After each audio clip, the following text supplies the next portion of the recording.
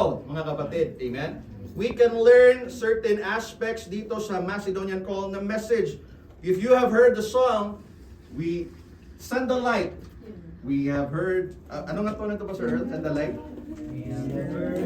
Macedonian call today, send the light, send the light. So that is the song, mga kapatid. Amen? People are actually needing by God's grace of a Savior. Anong tawag ito? English ko na lang ha, pag nahirapan ako sa Tagalog, tanungin ko sa inyo, sabihin niyo sa akin. Tulungan na lang tayo mga kapatid. Amen? So how can we answer the Macedonian call? Don't worry po, Baptist preaching, 3 points lang po tayo. Amen? So how can we answer the Macedonian call? Macedonian call is some are people who are in need of a Savior.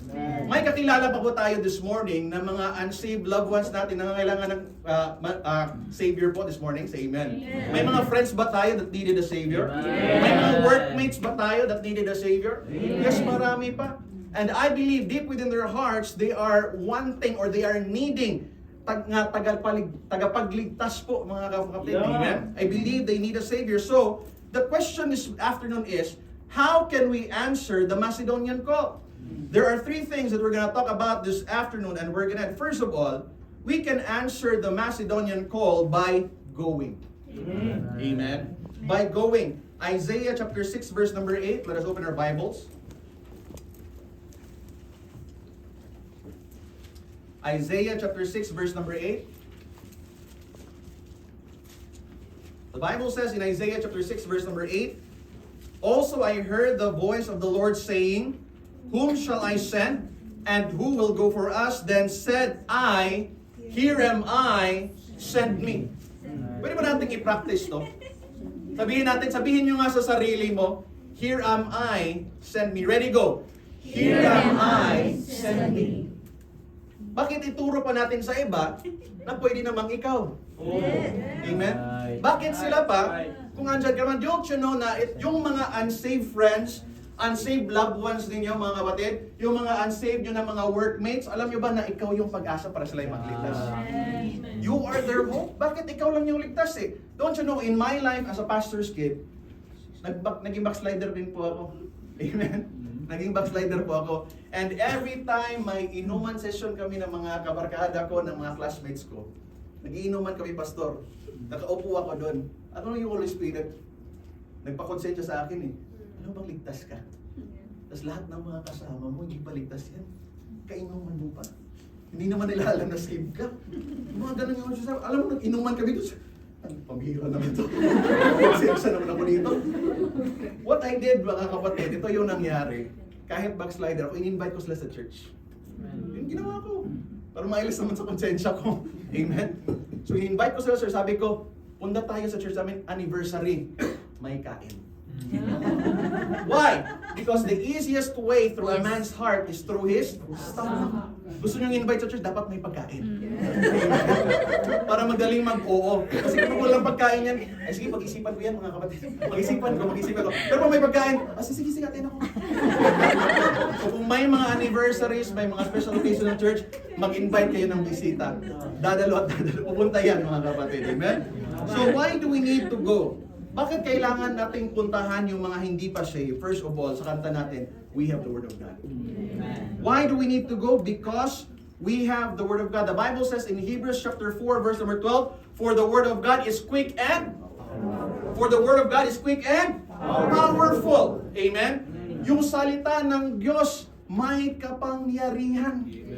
Don't you know that the Bible that you are holding this afternoon is a powerful book? Yeah. Don't take this for granted, mga kapatid. Amen. This is very powerful by the grace of God. Yes.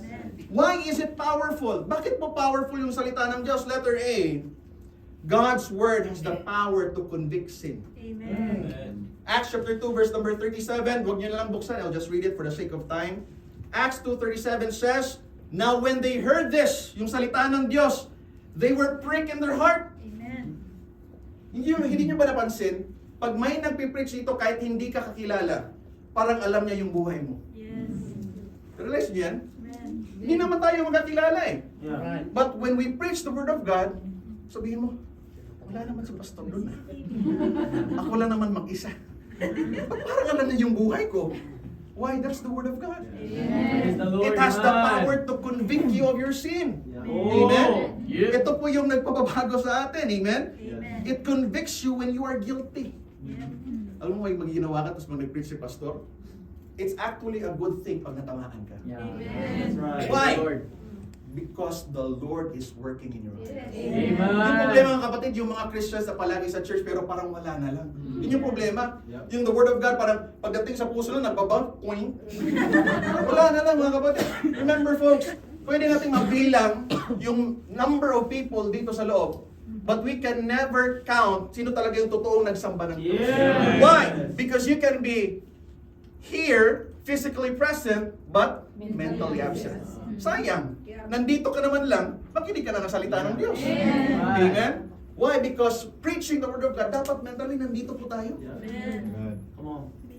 Anong oras ko matatapos na? Come on. May gagawin pa ako. Go ahead. Di ba? Mm. When you are here, focus your mind in here. Praise God. Amen. Amen. It's a wonderful time to be with God's wonderful people. Yes. Alam mo, nakabas Come na. on. When we are worshiping God, nagkamayan po tayo. Natutuwa po ako. Oh. Kasi kasama po natin yung mga anak ng Diyos. Amen. Dapat kapag nasa church ka, excited ka na nasa Yes. church. Amen. We need to be excited. Yung iba naman, pag nasa church, ay, church na naman. That's Ako right. mag-church, nakakapagod. Alam mo, nakakapagod ko magtrabaho, tapos mag-church sa Sunday. Gusto ko magpahinga. Di ba? Yung minsan nag-a-absent kasi pagod sa trabaho. Folks, you need to set your priorities. Amen. That's right. Amen. Your priorities must be God first. Amen. Folks, ano pa? Letter B. God's Word has the power to produce what? Faith. Again, God's Word has the power to produce Faith. Romans 10:17. So then faith Amen. cometh by hearing, and hearing by the Word of God. How can you know na ikay maligtas? Dahil sa salita ng Diyos. Praise the Lord. It has the power to produce faith. Paano malalaman nila na sila ay tutungo ng impyerno? Because of the Word of God. Praise the Lord. Amen. How do they know na meron palang tagapagligtas? Amen. The Word of God. Amen.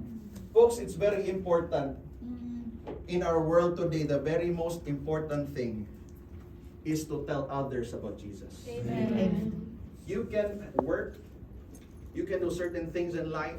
No, pwede kang gumala dito sa magandang lugar niyo sa Singapore. Merlion pa kami.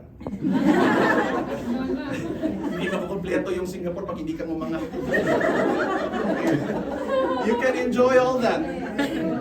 But your life as a Christian will never be complete if you don't share Jesus. That's right. Amen. Come on. Go Very ahead. important. Preach. Minsan kasi nakalimutan na natin, mas na-focus tayo sa work. Mas na-focus tayo yung gusto kumita ng pera. That's right. I'm not saying that it's bad. It's actually good to work. Oh. I'm actually also working, mga kapatid, work from home. I'm a virtual assistant. Amen. Natatrabaho din po yung pastor. Kasi na kumakain din po kami. Uy, hindi po kami yung nagpa-fasting lang pala. Kumakain din po kami. Amen. We need food din para mabuhay.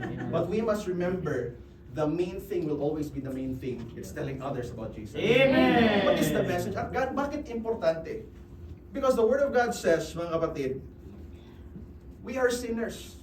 Nagkakasala po tayo. And remember, sin is not for free. Parang credit card yan. May mga credit card dito? Swipe now, enjoy now, pay later. Yung kasalanan ganun. Don't get me wrong, sin is enjoying. In the world, natutuwa ka sa mundo talaga. Pag-slide nga ako eh. Mas gusto ko sa mundo dati. Mga kapatid, nag-i-enjoy ako sa mundo. Sa totoo lang, that is true. But we must remember, mga kapatid, that we must remember that it is through the Word of God na malalaman natin na tayo kasalanan and we are going straight to hell. Sin is not for free. The Bible says in Romans 6:23, for the wages of sin is death. May bayad po yung pagiging makasalanan natin. And that is through that. Kaya, what do you mean by that? Physical death muna. Physical death. Kaya po namamatay yung tao dahil sa mga kasalanan na ginawa niya. May naalala ko, nag-witness po ako sa isang matandang babae, elderly lady. Sabi ko, Nay, naniniwala ka ba na lahat ng tao makasalanan? Sabi niya, hindi. Hindi ako naniniwala dyan. May mga tao talaga nga hindi nagkasala. Nanibago ako man, nagulat ako sa sagot niya. Hindi man sumasagot ng ganyan yung mga tao. Tapos sabi ko, sige nga, Nay. Sige, ako, kung ganyan talaga yung nasa isip mo. Can I ask a name of the person na hindi nagkakasala? Give me a name. Napaisip siya bigla. Sabi niya, wait lang, lahat ng mga kakilala ko. May kasalanan lahat. Yun. Amen? So we must remember that it's not for free. We are going to hell. What do people, ano bang kailangan? There's a certain gospel term, nalala ko, may question sa harap. Sabi niya, anong gagawin para ako'y tutungan ng impyerno? When you open it, anong nakalagay? Wala. Nothing. As in, wala. Magugulat ka, wala. Ang taong, that does not have Jesus Christ in their heart is automatically going to heaven. Yeah. That is the real situation, mga kapatid. Amen? Yes. Ang taong makasalanan without Christ in their heart is going to hell. Amen. So, Pastor, ano ba yung good news? Pwede kang maligtas. Amen. Amen. It's a decision to want to go to heaven, mga kapatid. If you want to go to hell, sige, okay lang. Minsan nga, reklamo ka nga, mainit sa Singapore. Tapos, gusto mong pumunta ng langit. Amen? Mas mainit sa impyerno. Yes. Amen? You will spend your life, your eternity for a long time. And eternity is a very long time to be wrong, mga kapatid. Amen? So folks, we must remember that hell is a real place. Yes. Amen? Amen. Yung impyerno po, totoong lugar yan. Amen. Para po sa mga tao na hindi po nakapag-desisyon po sa buhay nila. Yes. And what is the message po na pinipreach natin? We must remember, Baptist cannot save you. Yes. That's Amen. right. Kahit Baptist ka pa. That's right. Kahit magpa-member ka pa sa Baptist, hindi ka maliligtas. Yes. That's right. Right. But I thank the Lord that I'm a Baptist. Why? Amen. Because we preach of the perfect salvation. Amen. What is salvation? Very simple, mga kapatid.